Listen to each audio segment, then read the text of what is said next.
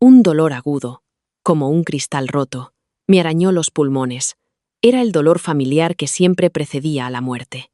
Yo, Leticia, a mis 45 años, morí en un catre estrecho, en el pasillo frío de un hospital en ruinas.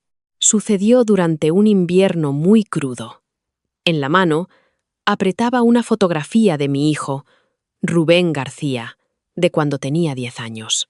En la foto, él sonreía con alegría. Fuera del marco, mis lágrimas caían sin cesar. Mi exmarido, Javier García, se había convertido para entonces en el condecorado coronel García. Tras nuestro divorcio, se casó con Laura Blanco, una enfermera del hospital militar. El tipo de mujer que presumía de su devoción al ejército y recitaba frases patrióticas para impresionar. Vivían cómodamente en un apartamento luminoso y limpio, en el complejo de oficiales. Mientras tanto, mi hijo, Rubén, criado bajo su influencia, ya no me reconocía. Yo era su madre de pueblo que lo avergonzaba. Mi vida entera había sido una broma patética. Por la carrera de Javier, renuncié a mi oportunidad de ir a la escuela nocturna. Me quedé en el campo, cuidando a su madre, una mujer amargada y de lengua afilada, y criando a sus 2 inútiles hermanos menores.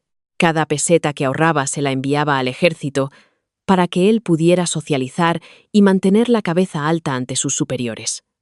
Pensé que mis sacrificios ganarían su amor. Pero cuando finalmente lo ascendieron a comandante de compañía y me dijeron que mi hijo y yo podíamos reunirnos con él, lo que encontré fue otra cosa. La imagen de Javier García y Laura Blanco besándose en una arboleda, detrás de la base militar. Lo confronté como una loca, pero él solo me apartó con frialdad. Dijo que yo no entendía su mundo espiritual. Dijo que entre Laura y yo, una era un grano de arroz y la otra, la luz de la luna. Su madre, Gloria Campos, me señaló con el dedo en la cara. Me llamó gallina inútil, que no ponía huevos pero ocupaba el nido. Dijo que mis modales rústicos solo frenarían el ascenso de su hijo. Toda su familia me echó como si fuera una piedra en su camino. Para asegurarse de que me fuera sin nada, incluso me acusaron de robar, humillándome frente a todos en el complejo. Se quedaron fácilmente con la custodia de Rubén, alegando que podían darle una mejor educación, un futuro más brillante. Desde ese momento, mi vida se hundió en el infierno. Y ahora parecía que hasta las llamas del infierno se habían extinguido. Leticia, despierta. La fuerte sacudida me arrancó de la oscuridad. Abrí los ojos y vi un rostro ansioso y familiar. Mi única hermana menor, Verónica Moreno, llevaba una camisa de algodón azul claro, descolorida por tantos lavados, la que yo le había comprado. ¿Qué te pasa? Acabas de discutir con tu marido. ¿Cómo pudiste saltar al río por eso? Si te pasara algo, ¿cómo vivirían mamá y papá? Verónica sollozaba. Su cara estaba llena de lágrimas y mocos. La miré fijamente. Luego me miré a mí misma. Mi ropa tosca y empapada se pegaba a mi piel. El olor a agua de río llenaba mi nariz. A mi alrededor se extendía la tierra amarilla y familiar de mi pueblo en Aragón. No muy lejos estaba la entrada de la aldea donde había vivido 20 años. Había vuelto a la vida. Una ola de alegría salvaje me oprimió el pecho. Ya no estaba muriendo en ese hospital. Había regresado. Había vuelto a mis 25 años. Recordaba ese día con claridad. Javier acababa de ser ascendido a subcomandante de compañía. Había enviado a casa una carta llena de ambición y entusiasmo. Pero al final mencionaba a una nueva enfermera del hospital militar, Laura Blanco. Escribía sobre su talento, sobre cómo podía hablar con él de la guerra y la paz. En mi vida anterior, al leer esa carta, sentí una extraña inquietud, una leve sensación de traición que no me atreví a enfrentar. Enterré ese miedo en mi corazón e intenté complacer aún más a su familia, pensando que así él me amaría más. Pero pocos días después, mi suegra, Gloria Campos, estalló en furia, porque no pude conseguir suficiente dinero para la dote de boda de su hijo menor. Gritó que yo era una maldición para la familia, una mujer miserable que solo traía desgracias. Maldijo a Javier García, diciendo que debió haber estado maldito por 8 generaciones para casarse conmigo. En mi vida pasada, sus palabras me hirieron tanto que apenas podía respirar. Pensando en la carta de Javier, con esa vaga atracción por Laura Blanco, perdí el control. Salté al río, a la entrada del pueblo. Aunque me rescataron, ese acto se convirtió en la prueba irrefutable de mi carácter débil, y más tarde, en el arma que mis suegros usaron para controlarme. Siempre decían: mira, sin nuestro Javier, ni siquiera puede vivir. Pero ahora, mientras miraba todo lo que tenía delante, ya no me sentía ofendida. No había tristeza ni dolor, solo una claridad fría y penetrante. ¿No podía vivir sin él? No, esta vez, los que no podrían vivir serían ellos. Estoy bien, Verónica, dije, secándome el agua de la cara. Mi voz era inquietantemente tranquila. Solo tragué un poco de agua del río, pero ahora tengo la cabeza más clara. Ayúdame a levantarme. Vamos a casa. Verónica me miró, sorprendida por mi firmeza, pero hizo lo que le dije, y me ayudó a ponerme de pie. Cuando llegamos a casa, Gloria Campos ya estaba en medio del patio, con las manos en las caderas, gritando a mis padres. ¿Qué clase de hija han criado? Javier está sirviendo al país en el ejército, y ella aquí intentando suicidarse. ¿Está tratando de arruinar su reputación y destruir su futuro? Les digo una cosa. Nuestra familia García no quiere a esta nuera. Llévensela de vuelta. Mis padres eran agricultores sencillos y honestos. Se quedaron allí, con la cabeza gacha, sin poder decir una palabra ante su sermón. En mi vida pasada, me había arrodillado llorando, rogándole que no me echara. Pero esta vez, simplemente avancé y me paré frente a ella. Mi voz era fría y firme. De acuerdo. El patio quedó en silencio absoluto. La boca afilada de Gloria se abrió tanto que podrías haberle metido un huevo. «¿Tú qué acabas de decir?», dije. «De acuerdo». Enfaticé cada palabra con claridad. «Si crees que no soy lo suficientemente buena para Javier García, entonces divorciémonos». «¿Tú? ¿Cómo te atreves?». Gloria chilló como un gato al que le pisan la cola. «Tú, gallina estéril, ¿quién te querría si dejas a nuestro Javier? ¿Te atreves a hablar de divorcio?». ¿Por qué no me atrevería?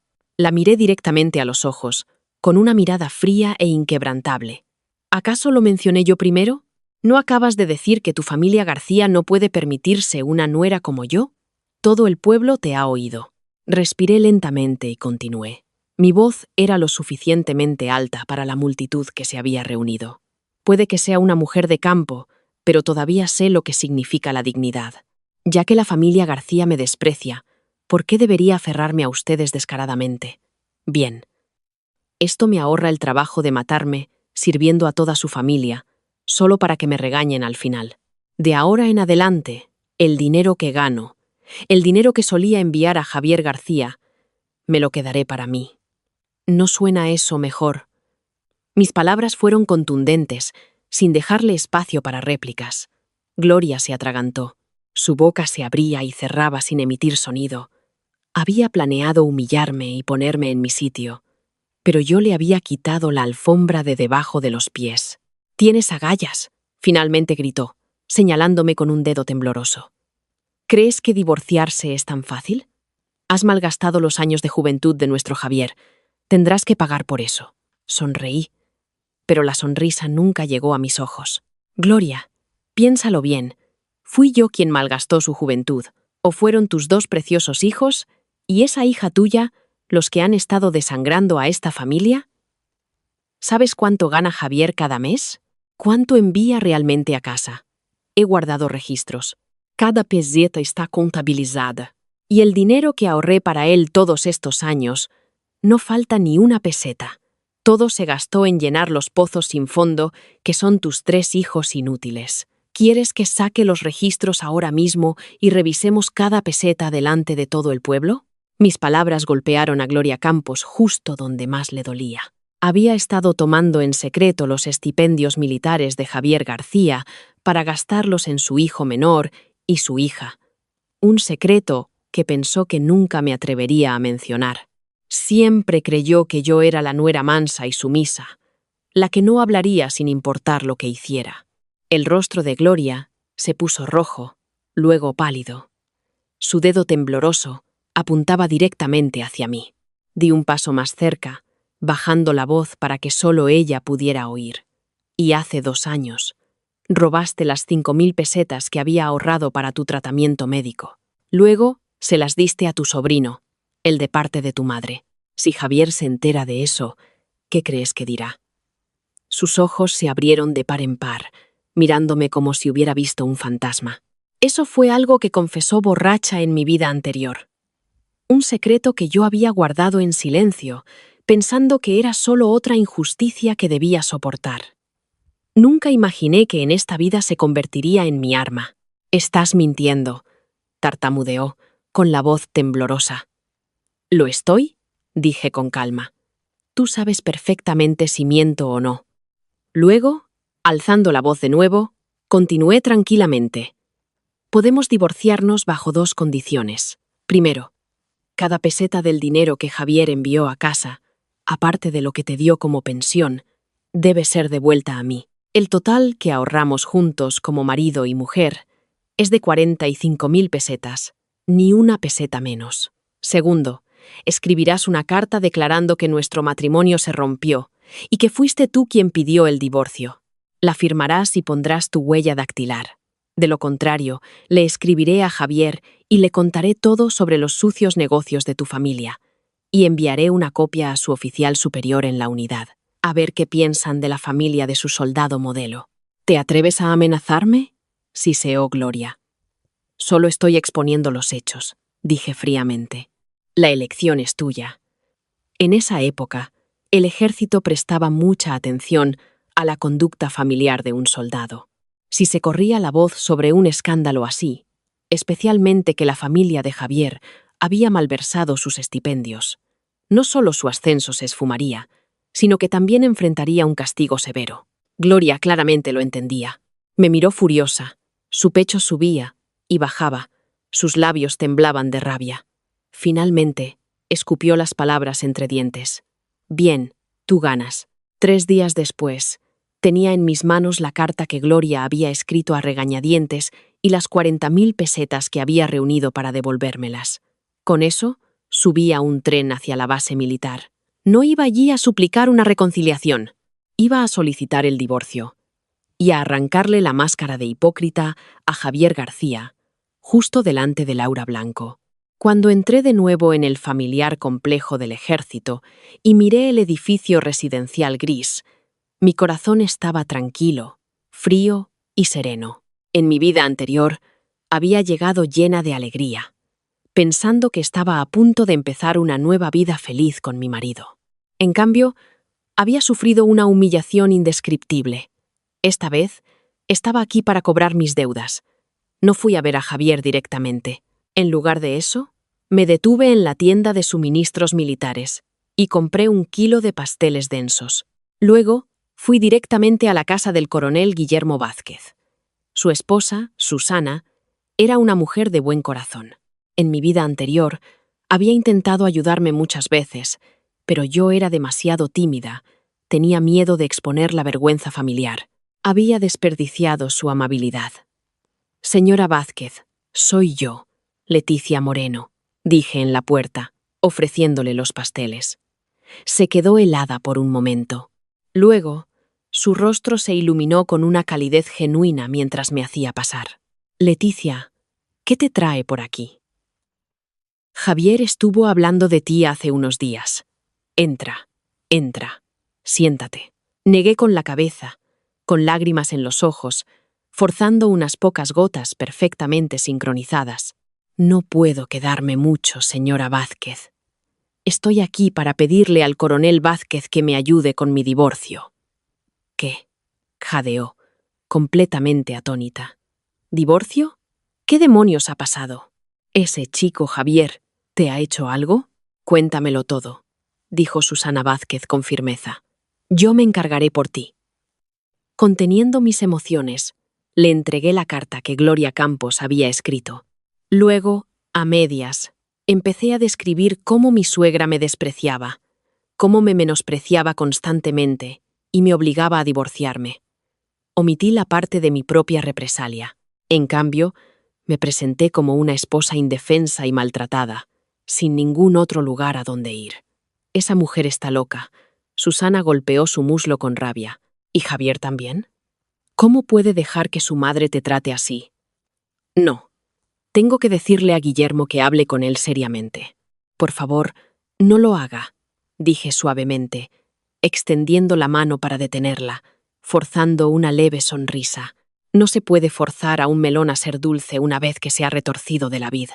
Su madre tiene razón. Solo soy una mujer de campo, indigna del brillante futuro del subcomandante García.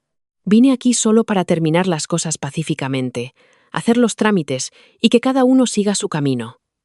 Mi calma y mi disposición a dejarlo ir despertaron en Susana tanto compasión como indignación. Solté una risa aguda, sin humor.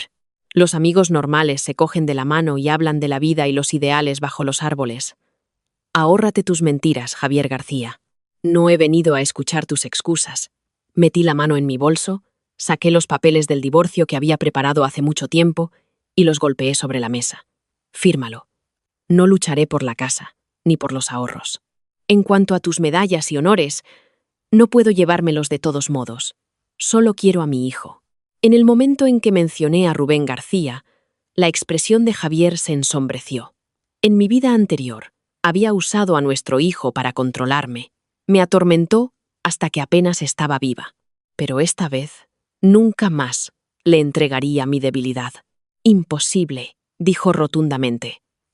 Rubén es el nieto mayor de la familia García. Se queda conmigo. ¿Contigo? Para que puedas enseñarle a traicionar a otros, a convertirse en un hombre sin honor. Me negué a ceder. Javier García, te daré dos opciones. Primero, firmas estos papeles pacíficamente. Nos divorciamos en silencio. Rubén se queda conmigo. Le diré a todo el mundo que simplemente dejamos de querernos, que no tiene nada que ver contigo. Tu reputación como subcomandante García permanecerá intacta.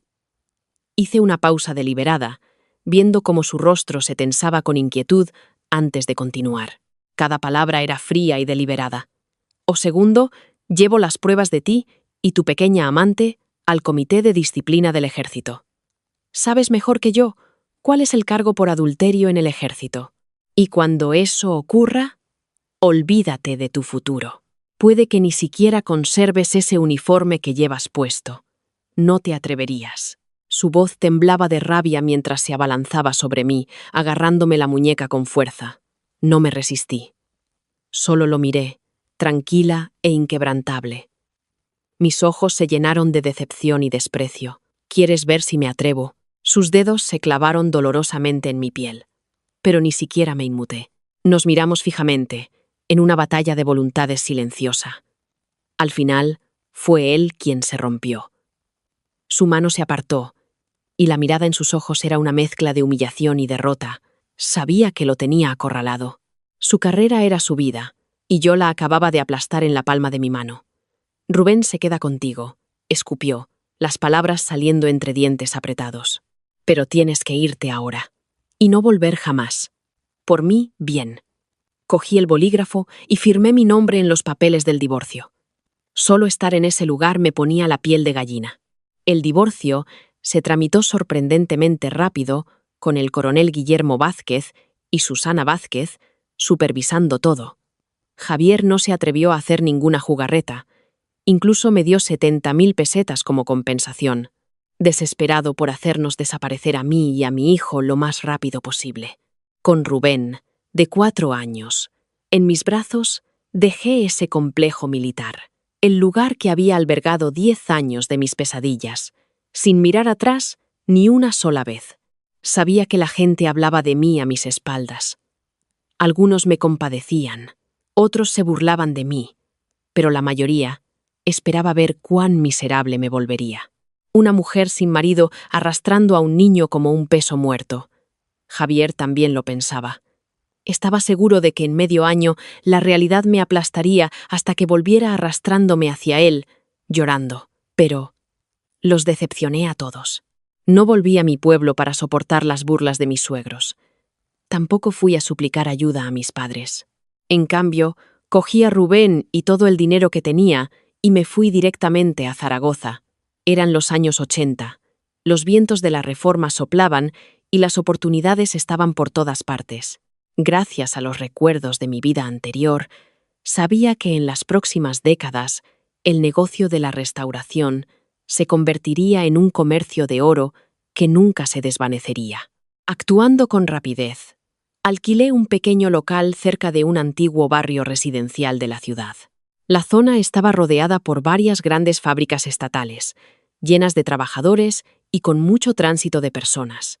El lugar perfecto para un puesto de comida. Limpié y organicé el lugar hasta que relució. Luego colgué un simple letrero de madera que decía «La casa de empanadillas de Leticia».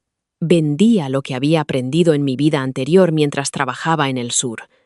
Empanadillas hechas a mano con mis recetas mejoradas para adaptarlas al gusto local. Un relleno fresco de 3 delicias y un sabroso relleno de repollo y cerdo. Piel fina, rellenos generosos y un caldo rico y sabroso. El día de la inauguración, para atraer clientes, lancé una oferta especial. Cada plato de empanadillas venía con un tazón de caldo de huesos gratis. Ese caldo se había cocido a fuego lento toda la noche con huesos de cerdo y carcasas de pollo, hasta que se volvió rico y blanco lechoso. Su aroma se extendía hasta la mitad de la calle. En poco tiempo, oleadas de trabajadores cansados de las fábricas siguieron el olor y entraron. «Señora, sus empanadillas son increíbles», dijo uno entre bocados. «Esta sopa es increíble, incluso más espesa que la que hago en casa», dijo otro. Los cumplidos llenaban la pequeña tienda sin parar. Desde el primer día, la casa de empanadillas de Leticia estuvo llena de clientes. Rubén García era un niño muy bien educado. Nunca lloraba ni se quejaba, simplemente se sentaba en silencio en un pequeño taburete, jugando con sus bloques. A veces, cuando la tienda se llenaba, imitaba mi tono con su suave voz infantil, saludando a los clientes con un bienvenidos. Cada vez que lo oía decir eso, sentía que todo el cansancio se desvanecía, todo valía la pena. Pero un negocio próspero siempre atrae la envidia. No mucho después, unos matones locales aparecieron, diciendo que estaban allí para cobrar una tarifa de protección. En mi vida pasada, me habría entrado el pánico y no habría sabido qué hacer. Pero esta vez mantuve la calma. «Chicos», dije educadamente, «llevar un pequeño negocio no es fácil. ¿Por qué no se sientan y comen unas empanadillas por cuenta de la casa? Déjenme invitarles hoy. Mañana les daré mi respuesta sobre el dinero». Se miraron entre ellos y luego me siguieron adentro. Les serví a cada uno un gran plato de empanadillas humeantes. Ese día probaron algo inusual, aunque no supieron identificarlo. A la mañana siguiente, tenía 15.000 pesetas listas, preparadas para pagarles y terminar con el asunto. Pero en lugar de los matones, fue la policía la que apareció en mi tienda. Resultó que las empanadillas que les había servido a esos hombres contenían un ingrediente especial, una hierba silvestre que había recogido de las montañas cerca de mi pueblo. La hierba no era venenosa, pero cuando se mezclaba con la comida, causaba un picor severo y erupciones rojas por todo el cuerpo en 12 horas. Ningún hospital podía diagnosticarlo. Esos hombres habían pasado toda la noche rascándose y entrando en pánico, convencidos de que habían contraído algún tipo de enfermedad extraña. Por la mañana, aterrorizados, fueron a la comisaría y se entregaron, confesando todos sus crímenes de extorsión y chantaje. Solo suplicaban a los oficiales que los enviaran a un gran hospital para recibir tratamiento. Después de ese incidente, mi nombre se extendió rápidamente por el vecindario. Todos sabían que Leticia Moreno, la dueña de la casa de empanadillas de Leticia, no era alguien con quien meterse. Nadie se atrevió a causarme problemas de nuevo. Un año después, mi pequeña tienda se había convertido en el patio de comidas de Leticia. Lo que comenzó con empanadillas y fideos pronto se expandió a platos estofados y pollo frito, comidas que más tarde arrasarían en todo el país. Mi negocio creció y se fortaleció, y me convertí en la primera mujer hecha a sí misma de la ciudad en ganar más de 1 millón de pesetas. Incluso compré una casa grande con jardín en uno de los mejores distritos de Zaragoza.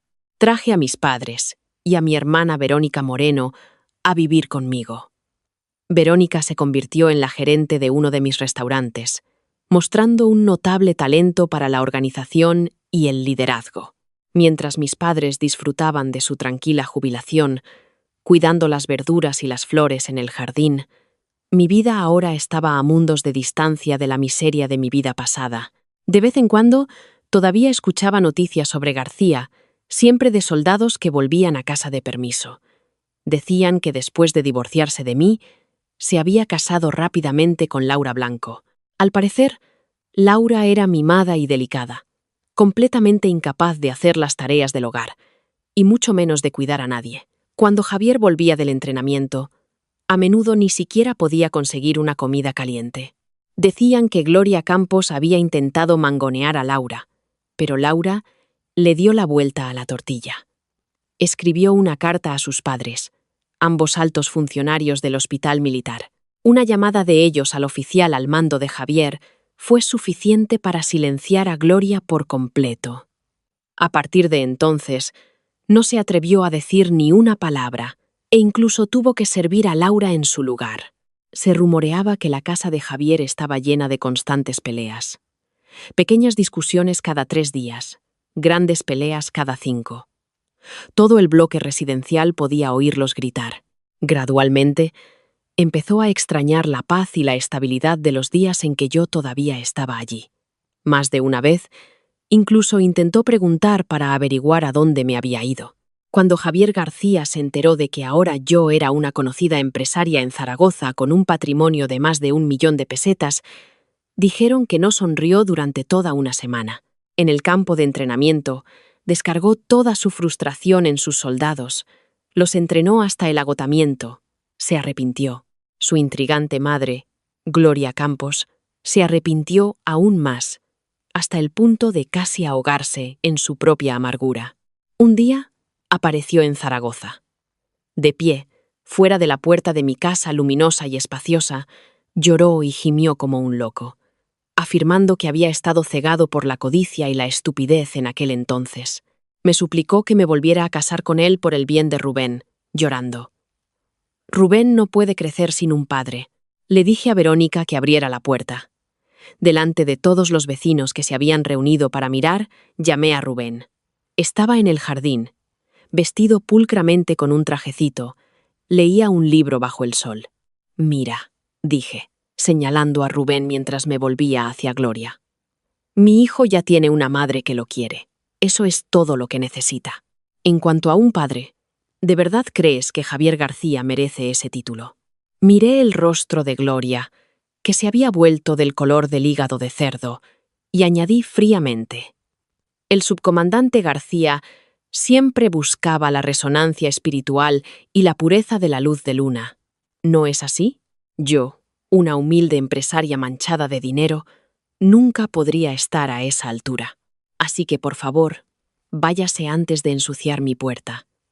Luego cerré la puerta de golpe con un fuerte estruendo, cortando por completo sus lloros y lamentos. En ese momento, sentí como si el peso sofocante que había oprimido mi pecho durante toda una vida finalmente se hubiera levantado. Pensé que ese sería el final de todo entre Javier García y yo. Pero el destino, como resultó, tenía planes mucho más dramáticos. Sucedió en una tarde de principios de verano. Rubén jugaba en el jardín con los niños de los vecinos cuando tropezó y cayó, golpeándose la frente con fuerza. La sangre brotó y mi corazón casi se detuvo. Lo recogí en brazos y corrí al hospital militar más cercano. En el pasillo de urgencias esperé ansiosamente. Un hombre de uniforme con 2 barras y 4 estrellas en el hombro pasó rápidamente a mi lado. Su ordenanza me rozó accidentalmente. «Lo siento mucho, señora», dijo el joven soldado de inmediato. «No pasa nada», respondí, agitando la mano. Mi atención seguía puesta en la puerta de urgencias. El hombre se detuvo, se giró y me miró. Su mirada era profunda, firme, y transmitía la tranquila autoridad de alguien acostumbrado al mando. Parecía que quería decir algo, pero al final simplemente asintió levemente antes de alejarse. En ese momento no le di mucha importancia. Unos días después, cuando Rubén se había recuperado por completo, lo llevé al parque a jugar y me encontré de nuevo con ese hombre. Esta vez no llevaba uniforme, vestía ropa sencilla y casual, y ayudaba a una niña que parecía de la edad de Rubén a volar una cometa. Rubén corrió a ayudar cuando el hilo de la cometa de la niña se enredó. Los dos niños se hicieron amigos rápidamente, riendo juntos bajo el cielo azul. Y así nos conocimos. Se llamaba León Carrasco, el comandante de más alto rango en ese distrito militar. Era 10 años mayor que yo. Su esposa había fallecido varios años antes, dejándolo con su única hija, Clara Carrasco. Hablamos durante mucho tiempo, sobre los niños, sobre la vida, sobre mi pequeño negocio. A diferencia de Javier, León nunca me menospreció por ser una mujer autónoma. Al contrario, admiraba mi independencia y mi fuerza. Señora Moreno, es usted extraordinaria, dijo sinceramente, su mirada firme llena de un respeto genuino. Una mujer criando a un hijo sola y construyendo un negocio próspero. No es poca cosa. La mayoría de la gente no podría hacer lo que usted ha hecho. Era la primera vez en mis 2 vidas que un hombre me decía algo así. No un deberías ser o no eres digna, sino eres extraordinaria. Mi corazón dio un vuelco antes de que pudiera detenerlo. A partir de ese día, con el tiempo, León Carrasco y yo empezamos a vernos más a menudo. Él traía a su hija con el pretexto de llevarla a jugar. Luego pasaba por mi restaurante para sentarse un rato. A veces, incluso, se quitaba el uniforme y me ayudaba en la cocina, cortando verduras o amasando masa. Era tranquilo, confiable, y me daba una sensación de seguridad que nunca antes había conocido. Trataba a Rubén como si fuera su propio son. Le enseñaba pacientemente a jugar al ajedrez y le contaba historias sobre batallas y valentía. Mientras tanto, Rubén y Clara se convirtieron en los mejores amigos. La gente a nuestro alrededor empezó a darse cuenta.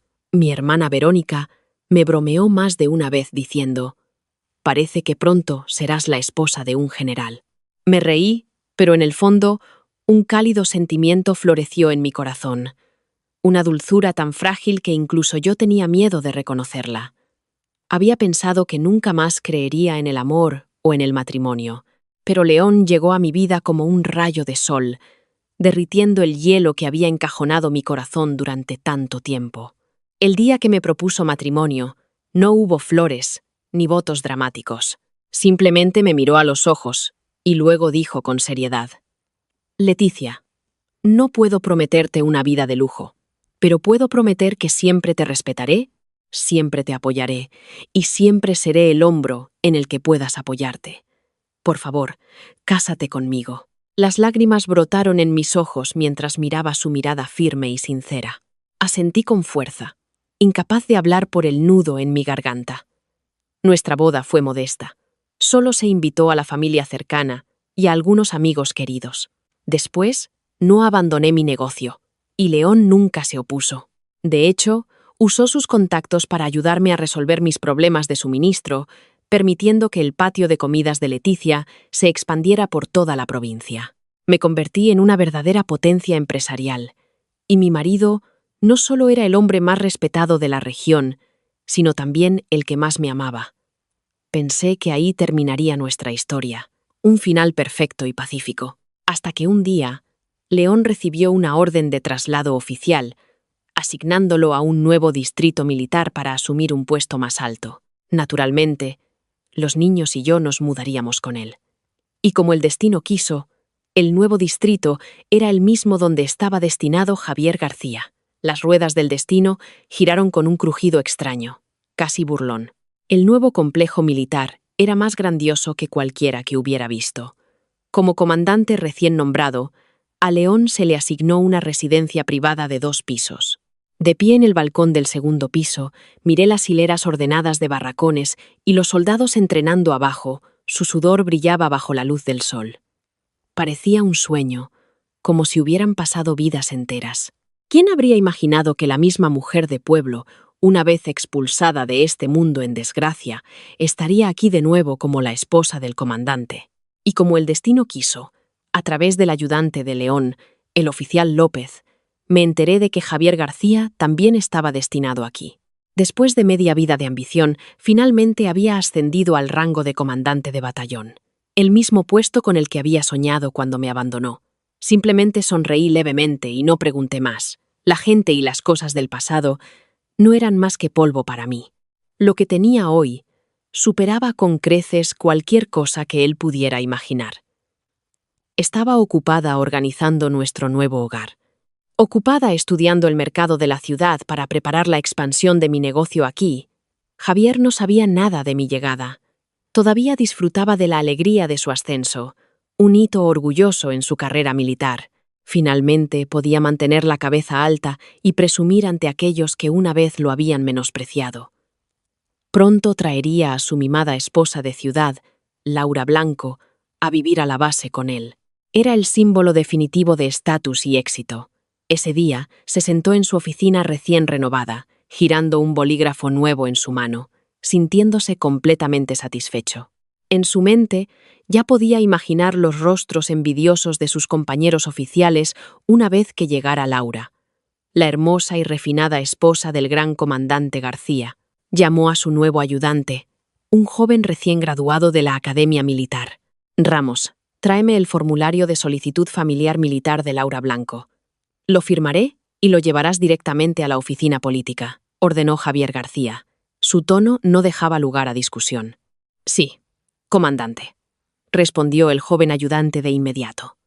Unos minutos después, Ramos regresó con el formulario en la mano, pero su expresión era extraña. Sus labios se separaron como para hablar, y luego se cerraron de nuevo. Javier frunció el ceño.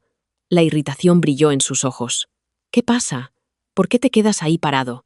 Las palmas de Ramos estaban húmedas de sudor mientras agarraba la delgada hoja de papel. Su voz tembló cuando finalmente habló. Mire, comandante García, hay algo que creo que debería saber. El tono de Javier bajó una octava. ¿Qué es?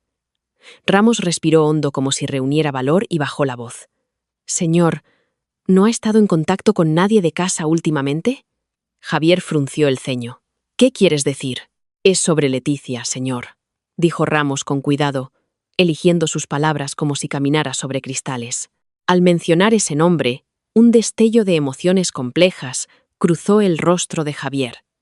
Una mezcla de desdén, incomodidad y algo más oscuro, un rastro de arrepentimiento que se negaba a admitir incluso ante sí mismo, pero igual de rápido. Lo apartó, enderezando la espalda y resoplando fríamente. ¿Qué pasa con ella? Es solo una mujer de pueblo divorciada. ¿Por qué la mencionas? Te dije que consiguieras la aprobación de los papeles de Laura, no que cotillearas sobre el pasado. En su mente, Leticia no era más que una mujer que una vez lo había avergonzado, incluso si había abierto un pequeño restaurante en Zaragoza. ¿Y qué? ¿Qué olas podría hacer una divorciada de pueblo? Quizás, pensó con aire de suficiencia, estaba en algún lugar luchando por sobrevivir, o perdiendo la cabeza en la amargura.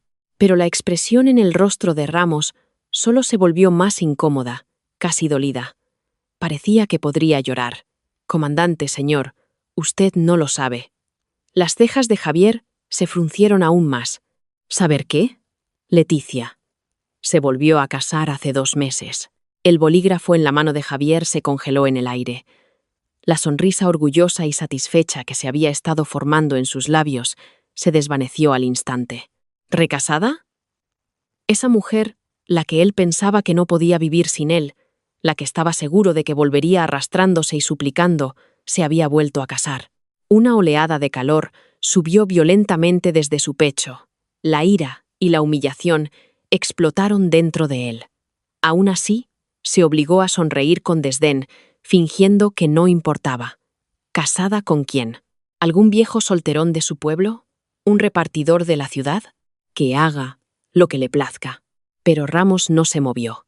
Sus ojos estaban llenos de simpatía y un destello de miedo. Tragó saliva antes de forzar las palabras que lo destrozarían todo. No, comandante, de verdad no lo sabe. La señora Moreno se casó con el comandante León Carrasco, nuestro nuevo jefe de distrito. Ahora es la señora Carrasco. Justo ayer estuvo aquí acompañándolo durante su inspección de nuestro complejo. Las palabras de Ramos golpearon a Javier como un rayo que parte el cielo. El reluciente bolígrafo en su mano, el símbolo de su rango y orgullo, de repente se sintió imposiblemente pesado. Se deslizó de sus dedos y cayó sobre el escritorio pulido con un agudo y resonante clac. Javier se levantó de su silla tan bruscamente que su rodilla se golpeó con fuerza contra el borde del escritorio. Ni siquiera sintió el dolor. Sus ojos estaban inyectados en sangre, fijos en Ramos con incredulidad. Su rostro, desprovisto de color, se sonrojó, retorciéndose de conmoción, furia y humillación. Su voz salió temblando incontrolablemente. ¿Qué has dicho? ¿Cómo se atreve? ¿Cómo pudo?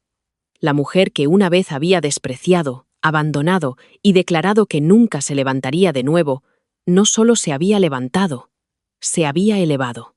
Y ahora estaba en un lugar tan alto que él nunca podría esperar alcanzarlo. La esposa del comandante de su comandante. El puesto por el que había luchado toda su vida, el título de comandante de batallón que una vez lo llenó de orgullo, ahora parecía más pequeño que una mota de polvo. Su una vez orgullosa y delicada esposa, Laura Blanco, ahora parecía una broma patética al lado del título de esposa del comandante. Una ola de remordimiento y humillación se estrelló contra Javier García como una inundación, ahogándolo al instante. La habitación giraba. El mundo mismo parecía colapsar ante sus ojos. Fuera de la ventana de su oficina, el sol brillaba intensamente, y el campo de entrenamiento resonaba con gritos de disciplina y orgullo. Sin embargo, en el mundo de Javier, solo estaba el agudo clac del bolígrafo al golpear el escritorio, y el eco de su propio grito ahogado y furioso, absurdo, amargo y vacío. Ese fue el sonido de la bofetada que le había dado.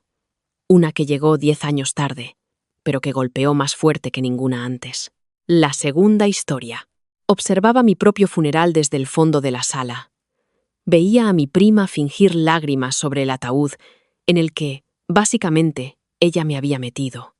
Entonces, parpadeé. El olor a lirio se desvaneció, reemplazado por el café rancio de mi cubículo en la oficina. Estaba viva.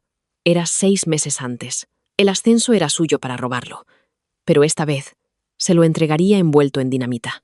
La primera vez que morí no fue nada romántico. No hubo una luz brillante, ni vi mi vida pasar ante mis ojos. Solo sentí la presión aplastante y agónica en mi pecho. Estaba en el asiento del conductor de mi coche. La lluvia golpeaba el parabrisas, y la orden de desahucio descansaba en el asiento del copiloto. Tenía 31 años. Me acababan de despedir en un humillante espectáculo público. Me quitaron mis acciones y me pusieron en la lista negra de la industria logística. Y todo fue por culpa de Laura. Laura, mi prima, dulce, alegre y absolutamente despiadada. Crecimos juntas, fuimos a la misma escuela de negocios y terminamos en Logística Ibérica Soluciones. Yo era la que trabajaba sin descanso. La gerente de operaciones senior que se quedaba hasta las 10 de la noche, resolviendo los cuellos de botella del transporte mundial. Laura era la sociable. Siempre se llevaba el mérito de mis hojas de cálculo mientras tomaba algo con nuestro jefe, Marcos. En mi primera vida, cuando se abrió el puesto de directora de operaciones, luché contra ella con uñas y dientes. Yo conocía el negocio por dentro y por fuera, pero Laura no jugaba limpio. Robó mi modelo de integración patentado para nuestro mayor cliente, Dinámicas Atlas. Lo presentó como si fuera suyo. Y, discretamente, plantó correos electrónicos falsos en mi disco duro. Sugerían que yo estaba filtrando datos de la empresa a un competidor. Marcos me despidió sin indemnización. El estrés me provocó un infarto masivo 3 semanas después. Así que, cuando volví a respirar, con las manos golpeando el laminado de imitación de madera de mi escritorio, mi primer instinto fue gritar: «¿Sofía? ¿Estás bien? Pareces como si hubieras visto un fantasma». Giré la cabeza bruscamente. Era David, el chico de informática, con un montón de cables de red. Miré la esquina inferior derecha de mi monitor. 12 de mayo de 2025. No estaba muerta. Había vuelto. Exactamente 3 semanas antes de que se anunciara el ascenso a directora de operaciones. Mi corazón martilleaba contra mis costillas, pero latía. Era fuerte. Tomé una respiración profunda y temblorosa. El aire rancio y reciclado de la oficina me supo más dulce que nada que hubiera probado. «Estoy bien, David», logré decir, con la voz temblando solo un poco. «Solo ha sido una pesadilla». «Pues despierta», dijo una voz aguda y melódica desde el pasillo. «Marcos quiere los archivos de proyección del tercer trimestre para el mediodía. Y estoy totalmente desbordada. Laura». Se apoyó en el separador de mi cubículo, con una chaqueta azul marino perfectamente entallada y una sonrisa de desamparo. Su pelo rubio estaba perfectamente ondulado.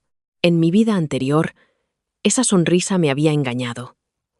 La había visto como familia, un poco incompetente, pero inofensiva.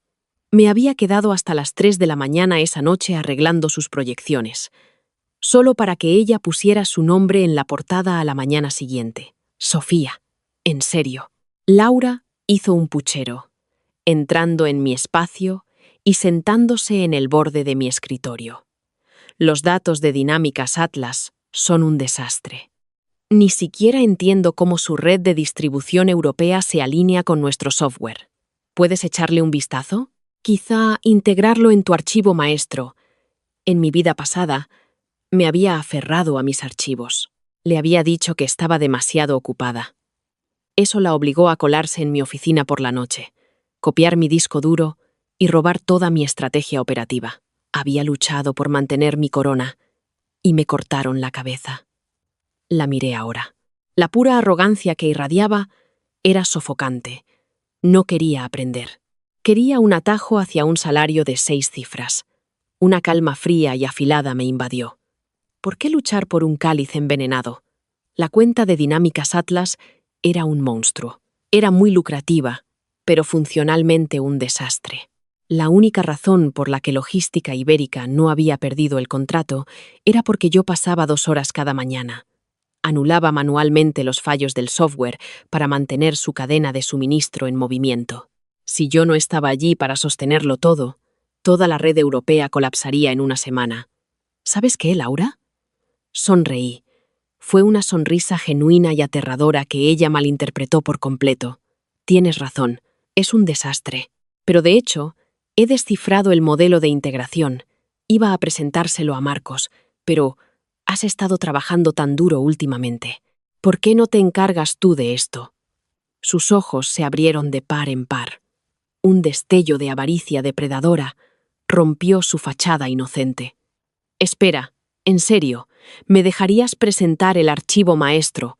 Por supuesto, dije con suavidad, girándome hacia mi ordenador. Somos familia, ¿no?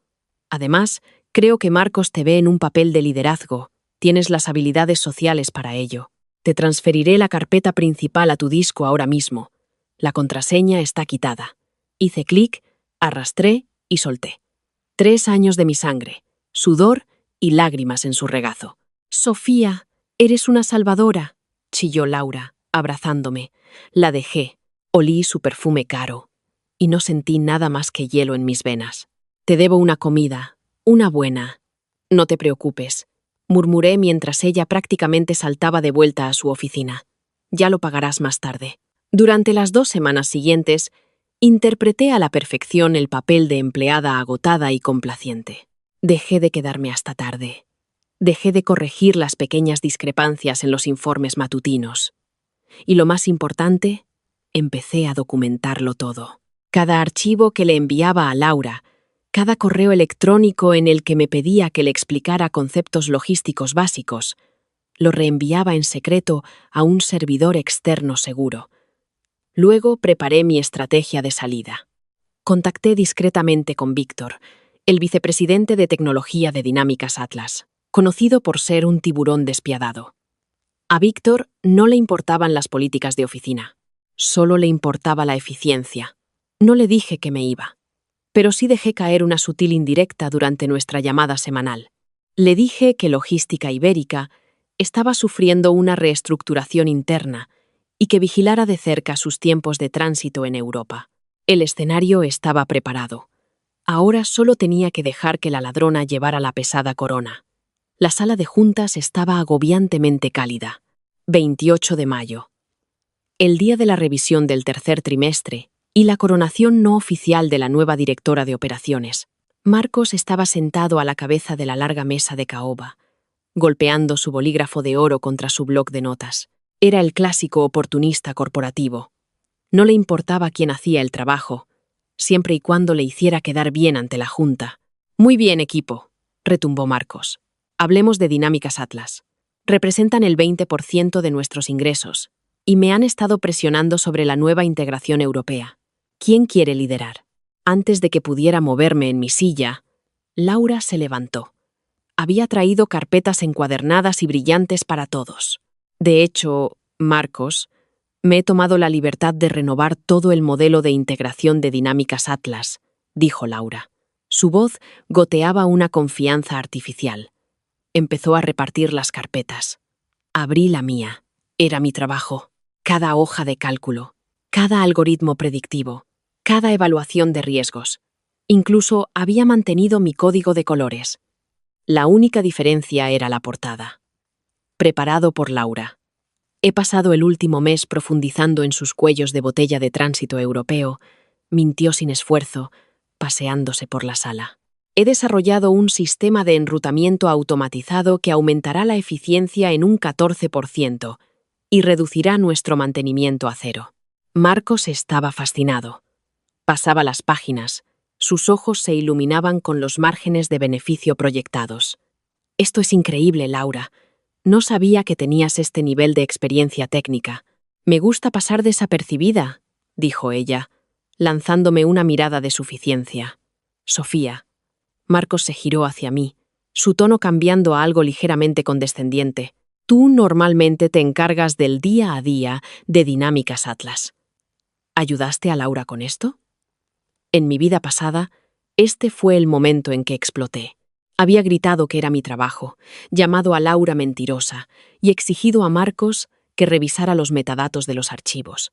Laura había llorado, Marcos había llamado a seguridad y yo fui etiquetada como una empleada histérica y celosa. Esta vez, me recliné en mi silla, junté las yemas de mis dedos y ofrecí un suspiro sereno y ligeramente derrotado. No, Marcos, dije en voz baja, lo suficientemente alto para que la sala de 12 ejecutivos me oyera.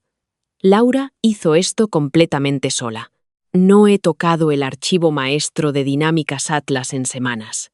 El sistema de enrutamiento automatizado es completamente diseño suyo. Laura pareció un poco desconcertada por mi rendición total, pero su ego rápidamente se tragó la sospecha. Sonrió radiante. Bueno, dijo Marcos, cerrando la carpeta. Creo que esto hace mi decisión increíblemente fácil. Laura, me gustaría que pasaras a mi despacho después de esto. Necesitamos discutir tu transición al puesto de directora de operaciones. La sala estalló en un aplauso educado. Laura estaba radiante. Había ganado. Tenía el título, el salario y el prestigio. Mientras la reunión se disolvía, Marcos me hizo un gesto para que me quedara. Una vez que la sala estuvo vacía, me lanzó una mirada de lástima. Sofía, has sido una trabajadora sólida para Logística Ibérica, pero necesitamos visionarios en el liderazgo. Gente como Laura, que puede construir sistemas automatizados, no solo mantener el statu quo. Lo entiendo, Marcos, dije con calma. De hecho, yo también he estado reflexionando. No creo que Logística Ibérica sea el lugar adecuado para mí. Saqué un sobre blanco y nítido de mi cartera de cuero y lo deslicé sobre la mesa. Marcos frunció el ceño. ¿Una dimisión? Sofía, no seas dramática, solo porque no te han ascendido. Todavía tienes un trabajo aquí. Es con efecto inmediato, dije, levantándome. Ya he recogido mis cosas. Me voy a tomar unos meses para viajar. Laura tiene un dominio perfecto de la cuenta de Dinámicas Atlas. Estoy segura de que no necesitará ninguna ayuda mía en la transición. Marcos resopló, claramente molesto por mi inconveniencia, pero sus ojos se desviaron hacia el brillante portafolio que Laura acababa de presentar. Bien, si quieres tirar por la borda tu carrera aquí, no te detendré. Recursos Humanos te enviará tu último cheque por correo. Salí de Logística Ibérica Soluciones con una caja de cartón y un corazón tan ligero como una pluma. No lloré en mi coche. No tuve un ataque al corazón. En lugar de eso, conduje a un spa de lujo, pedí una copa de champán y saqué mi portátil para ver los fuegos artificiales. Verás. Lo que Laura no sabía, lo que Marcos no sabía, era que mi sistema de enrutamiento automatizado era un modelo teórico. Era brillante en el papel, pero chocaba fundamentalmente con los servidores obsoletos de Logística Ibérica. Si realmente lo activaba sin hacer las 2 horas de anulaciones manuales diarias que yo había mantenido en secreto durante 3 años, el sistema no solo fallaría. Crearía un bucle de datos en cascada. Enviaría todos los contenedores de Dinámicas Atlas en Europa al puerto equivocado. Le di exactamente 5 días. Durante los primeros 4 días, mi teléfono estuvo felizmente en silencio. Dormí hasta tarde. Salí a correr. Comí comida de verdad en lugar de basura de máquina expendedora. En la mañana del 5.º día, mi teléfono empezó a vibrar. Miré el identificador de llamada. Era Raquel, una de las analistas junior a las que solía guiar. Lo dejé sonar. 10 minutos después, otra llamada. Brian de Logística. Ignorado. 1 hora más tarde, un mensaje de texto frenético de David, de Informática. Sofía, ¿qué has hecho? Los servidores se están colapsando. Dinámicas Atlas está rechazando todos los envíos.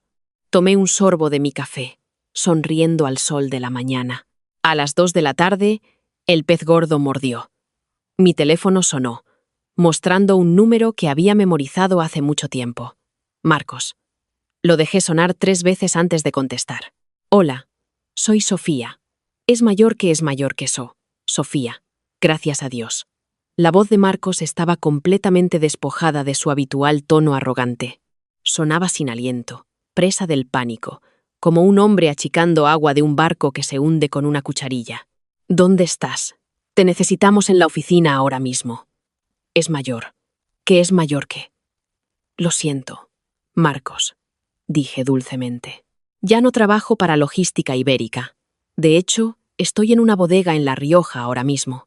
Estaba en mi salón en chándal, pero él no necesitaba saberlo. Esto no es una broma, Sofía, ladró, el pánico escalando hasta la ira. La integración de Dinámicas Atlas ha fallado. Laura implementó la automatización y todo se fue al traste. Más de 400 contenedores han sido desviados a una instalación sin salida en Múnich. El cliente amenaza con una demanda por incumplimiento de contrato. Oh, no, dije sin emoción. Eso suena terrible. Pero Laura es la directora de operaciones. Estoy segura de que la visionaria que construyó el sistema puede arreglarlo. No sabe cómo, gritó Marcos, perdiendo toda compostura profesional. Está encerrada en su despacho llorando. Dice que el código está, aclara la garganta, corrupto, pero Informática dice que se está ejecutando exactamente como está escrito. Estamos perdiendo cientos de miles de euros por hora. Víctor de Dinámicas Atlas está en la línea 1 gritándome: Sofía, te lo ruego, di tu precio, solo ven y arregla esto. Sonreí, mirando al techo. La trampa se había cerrado perfectamente. ¿Mi precio? Repetí suavemente. Marcos, me temo que ya no puedes permitírtelo. Pero buena suerte para ti y para Laura. Colgué. Bloqueé su número y abrí mi portátil. Era hora de hacer mi propia llamada. Busqué la línea directa de Víctor. Era hora de que el tiburón conociera a la única persona que realmente podía mantener a flote su cadena de suministro. Y esta vez no iba a ser una empleada, iba a ser la dueña. Marqué la línea directa de Víctor. El teléfono sonó solo una vez antes de que lo cogieran. «Habla Víctor», ladró, su voz con la distintiva autoridad afilada de un excomandante militar. «Víctor, soy Sofía. anteriormente de Logística Ibérica. Un silencio pesado y peligroso cayó sobre la línea. Sofía, dijo finalmente, el veneno en su voz lo suficientemente afilado como para cortar el cristal. Tu antiguo empleador acaba de paralizar toda mi red de suministro europea. ¿Tienes la más remota idea de lo que Dinámicas Atlas está transportando ahora mismo? No estamos moviendo electrónica de consumo ni juguetes de plástico. Actualmente estamos suministrando equipo táctico avanzado, vehículos de transporte blindados y provisiones logísticas especializadas para contratistas militares privados en todo el continente. Debido a la pequeña actualización de software de Logística Ibérica, tengo 3 pelotones tácticos de élite completamente varados, sin equipo operativo, en una base de Múnich. Voy a enterrar financieramente a Logística Ibérica Soluciones y luego voy a arruinar personalmente a quien quiera que haya escrito ese código basura. Me recliné en mi sofá, apoyando el portátil en mis rodillas. No sentí miedo, solo la emocionante oleada de control total. Laura escribió ese código. Víctor, declaré con calma. O más bien, mi ambiciosa prima robó un marco de integración altamente teórico de mi disco duro, no comprendió los complejos requisitos tácticos de tus grupos y lo implementó sin las complejas anulaciones manuales diarias que yo ejecutaba en secreto cada mañana para mantener tus envíos en movimiento. ¿Ejecutabas anulaciones?, preguntó Víctor, su tono cambiando de la pura rabia a una curiosidad aguda y calculada. Todos los días durante 3 años, confesé, libremente. Los servidores de Logística Ibérica son incapaces de manejar las demandas logísticas seguras y rápidas de tu personal militar. Construí una red fantasma dentro de su sistema para redirigir manualmente tu equipo táctico. Cuando Marcos me ignoró para un ascenso y le dio el título de directora a la mujer que plagió mis archivos, renuncié discretamente. Sabía que en el instante en que ella activara ese sistema automático sin mis redes de seguridad, toda tu red de tránsito europea colapsaría. Víctor soltó una risa grave y profunda que sonó más como un gruñido. Tendiste una trampa. Los dejaste colgarse deliberadamente con tu propia soga robada, sabiendo que pondría en peligro un contrato de defensa multimillonario. Me protegí a mí misma, corregí con firmeza, mi voz inquebrantable. Fui leal a Logística Ibérica hasta que me arrojaron a los lobos, pero sigo siendo intensamente leal a la cuenta de Dinámicas Atlas. Sé exactamente dónde están tus envíos físicamente atascados, Víctor. Conozco los números de contenedor encriptados y sé precisamente cómo anular los servidores corruptos para que tus grupos estén equipados en 48 horas. ¿Y cuál es exactamente el precio de esta milagrosa misión de rescate, Sofía? Que termines tu contrato con Logística Ibérica inmediatamente, exigí, las palabras fluyendo con precisión. Invoca la cláusula de negligencia grave. Luego, firma un contrato de consultoría logística exclusiva con mi nueva empresa, Apex Global Defense Supply. Arreglaré el problema de Múnich antes de la medianoche, pero opero de forma independiente. Me pagarás el doble de mi antiguo salario y te garantizo que tus contratistas nunca perderán otro envío. Hubo una larga pausa. Podía oír el débil sonido de los dedos de Víctor golpeando un escritorio. Era un hombre despiadado, un tiburón que respetaba el poder y despreciaba la incompetencia. Estoy enviando el aviso de rescisión a Marcos ahora mismo, dijo finalmente Víctor, su voz teñida de una sombría satisfacción. Herrero, mi jefe de asuntos legales, redactará tu nuevo contrato para las 3. Bienvenida a bordo, Sofía. No hagas que me arrepienta de esto.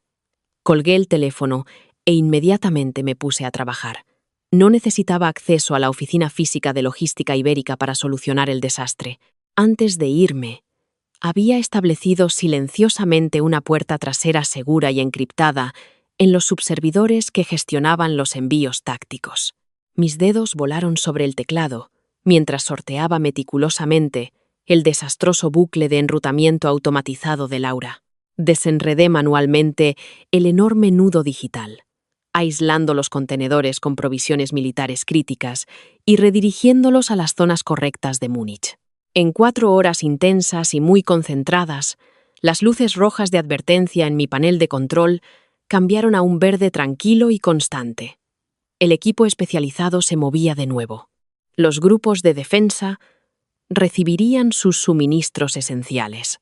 Había salvado una pesadilla logística catastrófica desde la comodidad de mi salón, asegurando mi futuro financiero en el proceso. Mi nueva empresa, Apex Global Defense Supply, estaba oficialmente operativa, y mi primer gran cliente estaba completamente asegurado. Me serví otra taza de café, viendo cómo el sol de la tarde proyectaba largas sombras en el suelo. Mañana volvería a la oficina de logística ibérica, no como una empleada derrotada, sino como la verdugo. La anticipación del enfrentamiento era embriagadora. Preparé meticulosamente mi vestuario para el día siguiente. Elegí un traje de chaqueta gris carbón que gritaba autoridad inaccesible. Ya no era la gerente agotada y sobrecargada que sacrificaba su cordura por buitres corporativos desagradecidos. Era una profesional completamente renacida que ostentaba el poder absoluto de vida o muerte sobre la empresa que tan despreocupadamente me había descartado. A la mañana siguiente, la atmósfera dentro de la sede de Logística Ibérica Soluciones era sofocantemente tensa. El aire vibraba literalmente con un pánico reprimido. Pasé de largo la recepción principal, mostrando mi nueva tarjeta de seguridad de Dinámicas Atlas al desconcertado guardia del vestíbulo. Caminé con determinación por el familiar pasillo enmoquetado, flanqueada por Víctor y su imponente jefe de legal, Herrero.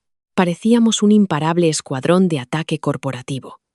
Pasamos por la zona de cubículos, donde empleados pálidos susurraban desesperadamente en sus auriculares, y nos dirigimos directamente a la sala de juntas principal. Empujé las pesadas puertas de caoba sin llamar. Marcos caminaba frenéticamente por la sala, con la corbata deshecha y el pelo normalmente impecable, revuelto. Laura estaba desplomada en una de las caras sillas de cuero, con el rostro hundido entre las manos, sollozando audiblemente. Una docena de tazas de café vacías ensuciaban la mesa. Ambos se quedaron helados cuando los tres entramos en la sala. «Sofía», exclamó Marcos. Sus ojos se abrieron con una mezcla de profundo shock y esperanza desesperada. «Has vuelto. Gracias a Dios». Laura destruyó completamente el servicio. Nos enfrentamos a la liquidación total si no resolvemos esto de inmediato. Por favor, tienes que iniciar sesión y arreglar los bucles automatizados. Ya arreglé los bucles. Marcos, dije con calma, avanzando y colocando mi elegante maletín de cuero sobre la mesa pulida. Los envíos de equipo táctico se desbloquearon con éxito anoche. Los contratistas militares en Múnich han recibido todas sus provisiones. Toda la cadena de suministro está estabilizada y funcionando. La cabeza de Laura se levantó de golpe. Su rostro surcado de lágrimas se contrajo en confusión. ¿Cómo? Intenté acceder al código toda la noche. Estaba completamente bloqueado tras cortafuegos administrativos encriptados. Porque en realidad no sabes cómo funciona el sistema, Laura, respondí. Mi voz escalofriantemente desprovista de emoción. Careces del conocimiento técnico para gestionar una logística táctica compleja. Robaste mis archivos. Pusiste tu nombre en la portada e ignoraste por completo la intrincada arquitectura manual necesaria para mantener todo en funcionamiento. Querías la corona, pero no tenías ni idea de lo pesada que era. Marcos miraba frenéticamente de mí a Laura, la horrible verdad finalmente amaneciendo en él. Ella robó el proyecto, Sofía. No tenía ni idea. Si hubiera sabido que plagió tu trabajo, nunca la habría ascendido. La despediré ahora mismo. Puedes tener el puesto de directora de operaciones. Duplicaré tu salario anterior y te daré todas las opciones sobre acciones. Es demasiado tarde para eso, Marcos, interrumpió Víctor, saliendo de detrás de mí, su imponente presencia dominando la sala. La incompetencia de logística ibérica casi le cuesta a mi empresa nuestro contrato de defensa más lucrativo. Envié su notificación de rescisión oficial ayer por la tarde. Dinámicas Atlas retira permanentemente todas nuestras cuentas de logística de esta instalación. Marcos prácticamente se derrumbó en la silla más cercana, todo el color desapareciendo de su rostro. No puedes hacer eso, Víctor. Si retiras la cuenta de Dinámicas Atlas, Logística Ibérica irá a la quiebra a finales del trimestre fiscal. Tendremos que liquidar todos nuestros activos. Eso suena a un problema personal, replicó Víctor fríamente. A partir de ahora, Dinámicas Atlas utilizará exclusivamente Apex Global Defense Supply para todas nuestras operaciones de tránsito europeas. ¿Apex?, susurró Laura, limpiándose una mancha de rímel caro de la mejilla. Ni siquiera he oído hablar de esa empresa. Estás mirando a la fundadora y CEO, declaré, permitiendo que una sonrisa afilada como una navaja finalmente adornara mis labios. Víctor me contrató como contratista independiente. Ahora soy dueña de toda la cuenta de Dinámicas Atlas. La absoluta devastación que inundó el rostro de mi prima fue el momento más satisfactorio de mis dos vidas. Toda su arrogancia, todo su engaño manipulador, se hizo añicos en un instante. Me había robado el ascenso solo para entregarme las llaves de mi propio imperio corporativo. Nos tendiste una trampa. Sabías que el sistema fallaría catastróficamente, y nos dejaste implementarlo de todos modos, murmuró Marcos, hundiendo la cara entre las manos. Simplemente os permití confiar plenamente en la líder visionaria que elegisteis con tanto orgullo. Corregí suavemente, cerrando mi maletín. Os sugiero que empecéis a actualizar vuestros currículums. La industria logística es muy poco indulgente con los fracasos masivos. Me di la vuelta y salí con confianza de la sala de juntas, dejando atrás las ruinas de Logística Ibérica Soluciones en llamas. Al pasar por el departamento de informática, me detuve brevemente en el escritorio de David. Él levantó la vista, absolutamente aterrorizado. David, sonreí cálidamente. Y Raquel, ambos, recoged vuestras cosas personales y nos vemos en el vestíbulo principal. Mi nueva empresa necesita un director de TI con talento y una analista junior brillante. Ofrecemos excelentes beneficios. No dudaron ni un solo segundo. Salí del edificio de cristal hacia el brillante sol de la mañana, flanqueada por mi nuevo y leal equipo, lista para conquistar el mundo bajo mis propios términos. Mi segunda vida acababa de empezar, y yo tenía todas las cartas.